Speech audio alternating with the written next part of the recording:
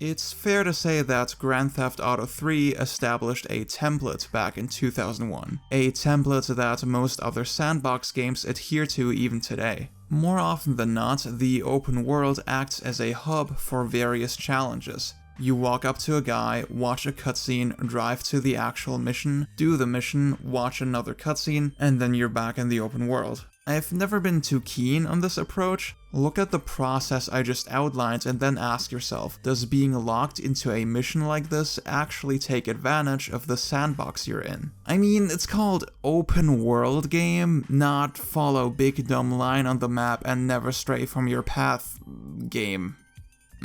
You could honestly take this mission design and transplant it into more linear levels 1-to-1 without really losing anything. I'd say it would actually improve the pacing. It's strange that somehow most open world games still rely on these kinds of instanced game pieces to propel the story forward almost 20 years later. Now, to be fair, you still can take advantage of the level design with this framework, but Rockstar's games especially tend to be incredibly confining once you're locked into the story. And that's the thing, the GTA series, and by extension some of their other games, I don't know, has always felt torn between being a cinematic story and being a simulation. Just to be safe, I should clarify what I mean by simulation. In Grand Theft Auto, the geometry, the people, the objects, etc. all affect one another. If I give this guy's car a good smack, he'll get out and try to punch me, but if I make it so that his punch hits another car, the other guy will go after him. Now, if I call the cops, one of them is arrested. You see that the world is governed by these general rules and that the systems all react to each other as well as your input in accordance with those rules. This is fundamentally different from something like Uncharted, where the entire space is highly controlled. Nathan's friends are not objects that you can push around within a simulation, they're actors in a tight script. I recommend watching Mark Brown's video on systemic games for more on this subject. So because GTA 4 is a simulation, you can throw Playboy down a flight of stairs and fucking kill him and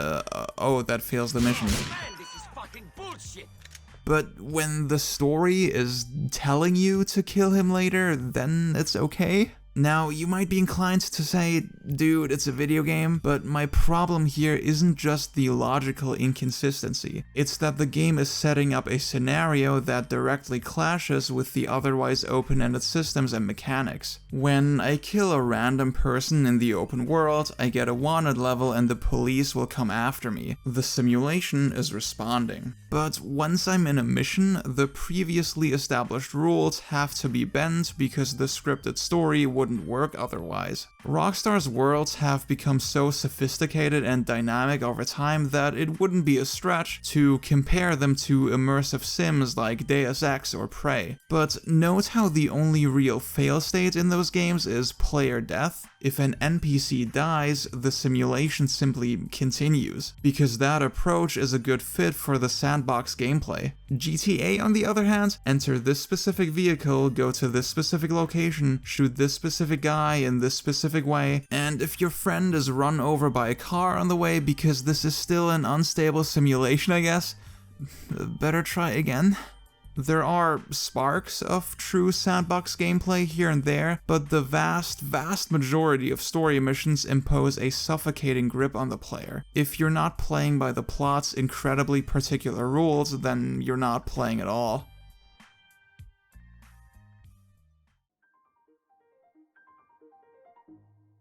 With Red Dead Redemption 2, there it is. This dichotomy has reached a boiling point. The sense of realism in every interaction and how dynamically the world reacts to you are completely nuts. Over the course of my playthrough, the way people would just walk up to me and talk to me and respond convincingly to my actions has become so second nature that it's gonna be jarring to return to other games and their comparatively static worlds. At one point, I chose to completely ignore the story for hours and hours and just roam the countryside instead. And the way I kept being pulled seamlessly from one crazy situation into the next was just amazing. And I'm not even talking about specially designated side quests or completion incentives here, just random stuff happening everywhere. There is such a sense of permanence, like the world exists without you instead of just for your convenience. If you want to track an animal to hunt it down, you'll have to grab your equipment from your horse, which will slow you down, and then you'll have to grab the carcass and find a place to stow it on your horse so you can physically carry it to a vendor. If you don't want it to rot, you might choose to skin it then and there and abandon the meat. And if you bump into a tree fully stacked, because these horse controls can be a real piece of work sometimes, it will all tumble to the ground in the most physically accurate way imaginable. You have to eat and sleep, you have to pay attention to the weather and clean your guns. None of this necessarily makes the game more challenging, but it does draw you deeper into the world. The way all of these elements slow down the pace will undoubtedly strike some players as tedious busywork. If you're the kind of person who just wants to get shit done, Red Dead Redemption 2 probably isn't for you. But I appreciate so much how all these tiny quirks ground you. Even something as silly as the real-time beard growth gives you a much stronger sense that time is passing and that you're actually living here. And while Rockstar's trademark heavy controls can definitely complicate matters, they give you a great feel for the physical weight of Arthur Morgan and make you respect the space and the environment more.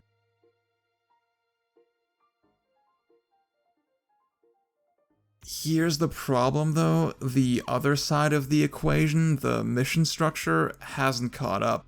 I'd even say that, on average, this story is actually more confining than a lot of Rockstar's previous games. Sometimes I failed the mission because I dared to step 3 feet back to grab my weapons from my horse. By the way, it's incredibly annoying how often the missions will randomly override my equipment choices with guns I didn't want. There is so much forced slow walking here. And as far as I'm concerned, there is a world of difference between me specifically choosing to do something that's gonna take a long time, and the game arbitrarily forcing me to go through that.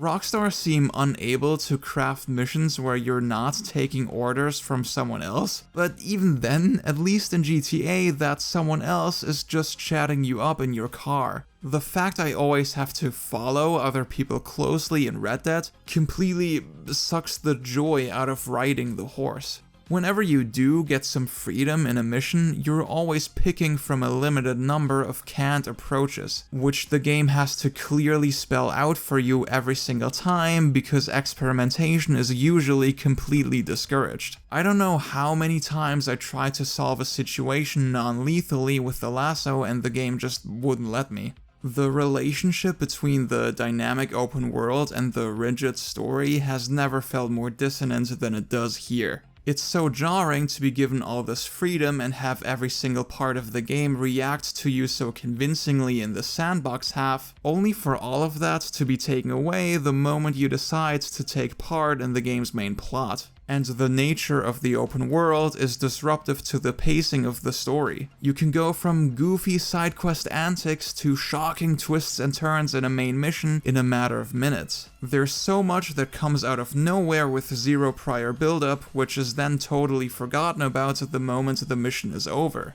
These tonal inconsistencies made it difficult for me to invest in a lot of the game's supposed more emotional beats. What is also hard to stay invested in is the game's economy. Whoa, segue. I actually love the idea of having to go out and hunt or find treasure just to survive, but not only is the game nowhere near punishing enough in this regard, it's also that, just like most Rockstar games, your game progression is tightly dictated by the story. Basic features like fishing are locked away behind certain missions, arbitrarily forcing you to take part in them even though so much of the space is open to you from very early on. The time investment required to power up Arthur just through side content doesn't seem worth it when by far the biggest payouts always happen at key moments in the main plot. Some main missions have you going out and hunting bounties, and the reward is about 4 times as much as what you'd get for a regular bounty. Doesn't that seem kinda backwards? A lot of the issues I've raised so far are of mechanical or structural nature, but there is another angle. There are a lot of interesting ideas and emotions you can explore in a story-based game when the protagonist and the player aren't exactly in alignment. Infamous example of that on screen. On principle, I don't have a problem with Arthur Morgan being his own character, making his own choices. I'd even say that GTA 4 explores a lot of the same ideas extremely well. Where it becomes frustrating is when the mechanics are constantly suggesting that Arthur is in fact my avatar. I get to choose how he carries himself, how he treats people, and in a broader sense, if he's a hero or a villain. And for what it's worth, there are a handful of opportunities to shape the direction the main story is going, which can reverberate into the rest of the game in subtle ways.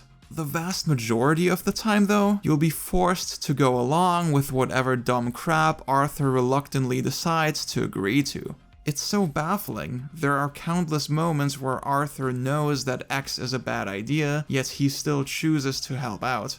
In most other games or stories, I could kind of accept this. They're trying to make a point here after all, but it completely clashes with the fantasy of being a cowboy in the Old West, which is, what every other part of the game is about.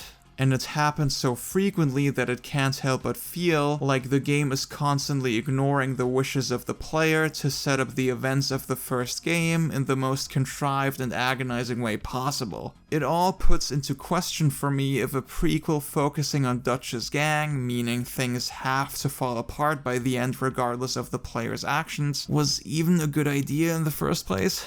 If there's one single aspect that epitomizes this dichotomy, it's the wanted system. So many times the game's plot will force a bounty on your head, which doesn't just feel weird and annoying, but also makes the idea of playing as a quote-unquote good guy kind of absurd.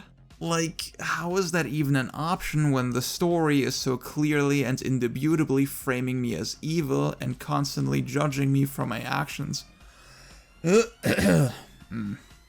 There are multiple missions where you just, kill an entire town, and then 5 minutes later you come back with your bounty paid, and oh, it's fine.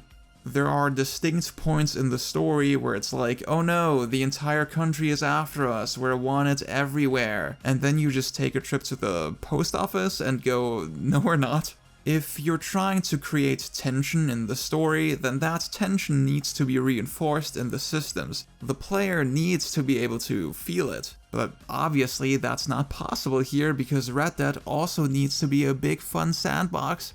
It's just one more example of the mechanics of the open world and the highly linear cinematic story not making sense together. This is a game begging to be freed from this rigid structure. I yearn for a version of Red Dead Redemption 2 that's maybe less plot-focused and instead lets you roam the Wild West as an adventurer, setting your own goals and carving out your own path. I wonder if there's a game that's maybe a little bit like that.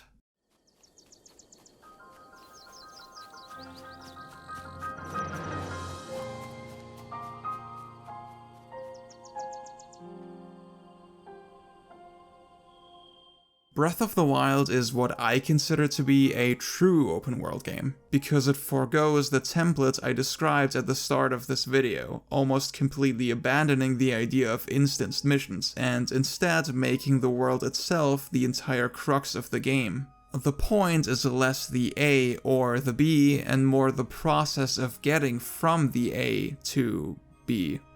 Get it?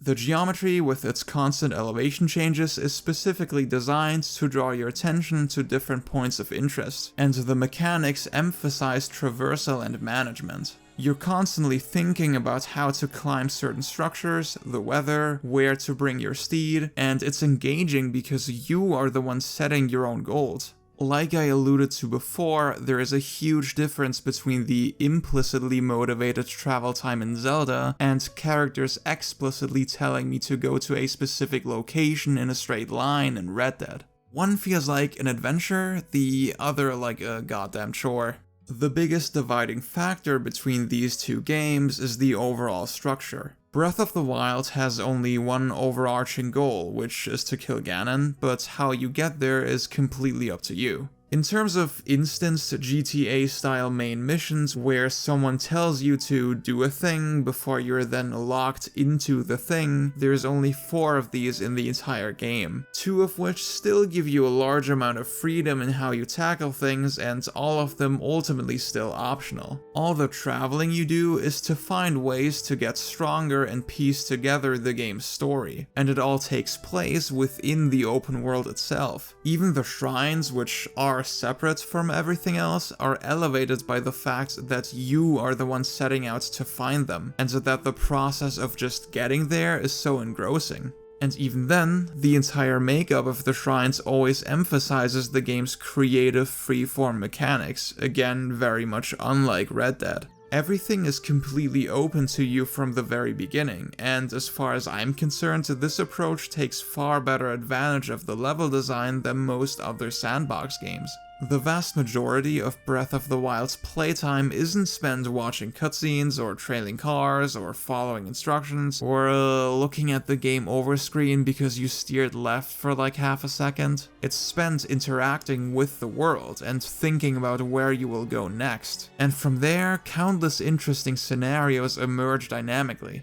Let's back up a bit and compare the two more directly. Both feature a large amount of empty space, but that's fine. I appreciate how the slow burn of these games gives you time to reflect, and you're always pulled into various interesting scenarios on your travels. Zelda has a lot more going on mechanically than pointing your gun at things, but Red Dead instead manages to draw you into surprising little stories that thankfully never outstay their welcome. Red Dead's traversal mechanics aren't as sophisticated as Zelda's, but the geometry of the world is such that you still have to think about how to reach certain structures. You can't just hold a button and shut your brain off. And having to manage Arthur's bodily functions or the health of your horse does make traveling more engaging than it would be otherwise. These games have a lot of the same ideas about traversal and pacing in a sandbox, even if the execution of those ideas is pretty different between the two.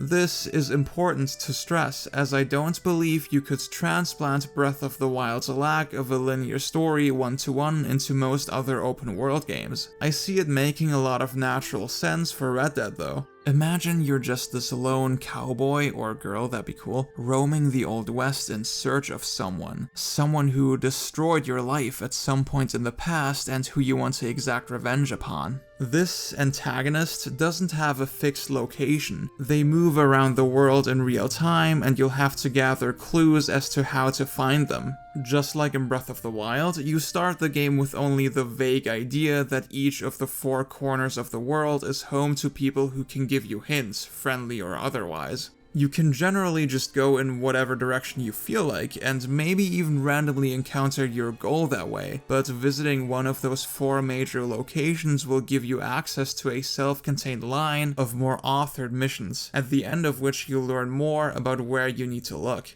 You know what other game kinda works like that? Lightning Returns? Now that's an underrated game, my friends. The number of classic story missions would be cut drastically this way, and while I'd miss some of Red Dead 2's more climactic moments for sure, I think that's ultimately a good change. The vast majority of these missions just aren't that interesting. I already discussed a lot of their problems. They arbitrarily limit your options, they don't take advantage of the open world or the emergent systems, and the way they're constantly undercut by the sandbox gameplay is detrimental to the story's pacing. It's also weird how so often the game seems bent on making its main combat encounters less interesting as they go on. Often you'll start out in a semi-open environment, and that's alright, but toward the end of almost every mission, you're locked into a tiny room where all of your options are taken away, and the whole thing just turns into a shitty version of Time Crisis. I can say with confidence that the most fun I had with Red Dead 2's shooting mechanics was always in the sandbox. It's not Vanquish, obviously, but interesting situations emerge so much more dynamically here. You get a much better sense for the weight and gravity behind every action when the game is actually letting you move around freely. Nothing beats the feeling of putting on a long coat and a bandana and breaking into a camp akimbo style. As far as I'm concerned, that's the kind of combat the game should have focused on almost entirely. The same thing goes for Bounties, by the way. So many times the game seems obsessed with telling a story when it would be way more exciting to just sneak up on your target and lasso them.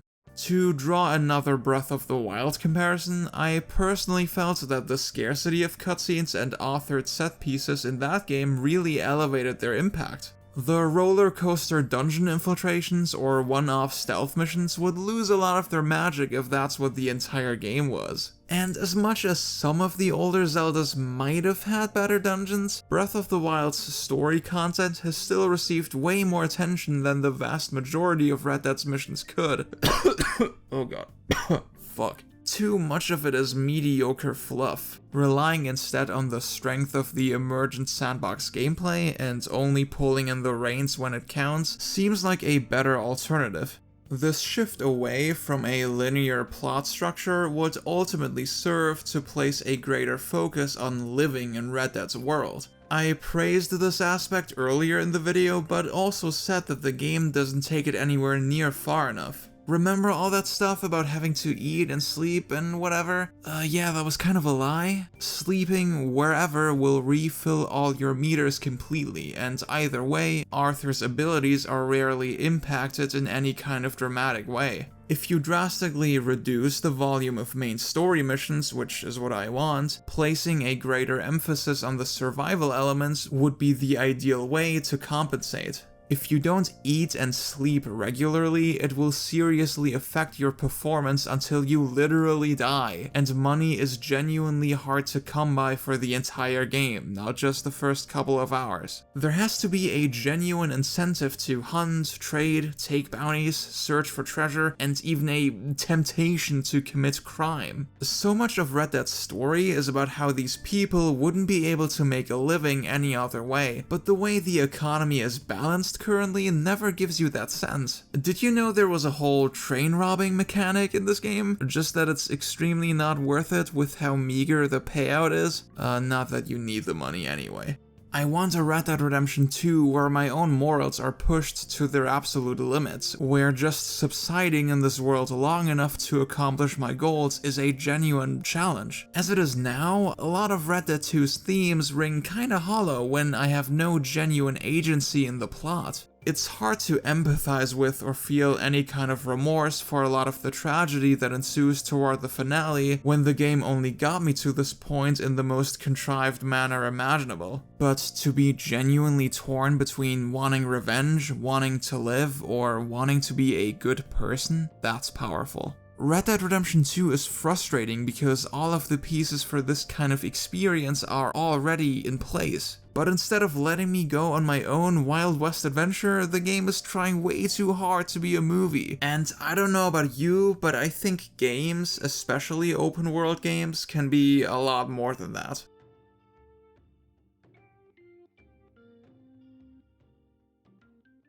Every new Rockstar title is an incredibly impressive production in its own right, but 20 years on from GTA 3, their core sandbox formula has not evolved at all. The mechanics have always made the main stories of these older games hard to enjoy for me, and then you get to GTA 5 with its checkpoint system and more polished gunplay, and it's a slightly above average third-person shooter. Or a slightly above average racing game, depending on the mission.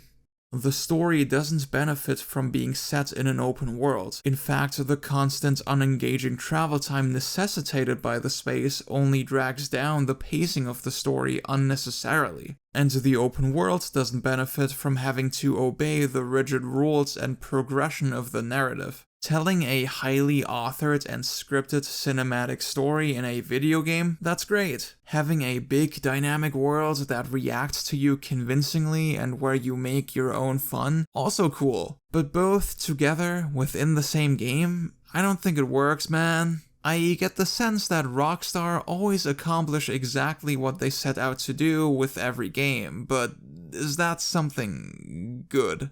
Breath of the Wild is a totally cohesive experience. It knows exactly what it is, and every single part of the game works in service of letting you go on this incredible adventure. The systems and the world immediately establish a set of rules, and you can always rely on the fact that these rules are consistent. You're able to take full advantage of them in every possible situation. It doesn't work in spite of its lack of a linear story, but because of it. And it makes me wish for more games that focus on doing just one thing really well, instead of clumsily juggling a million clashing priorities. Rockstar's trademark attention to detail is getting more and more impressive with every new release, but this rigid formula has never been a good fit. Red Dead Redemption 2 is a game about a group of outlaws refusing to abandon their outdated way of life. Their unwillingness to change and adapt to the world outside of their vacuum ultimately spelling their demise. And I find it ironic that this central theme is so reflective of how Rockstar continue to be too stubborn to look outward, and maybe get a hint of what other games are doing.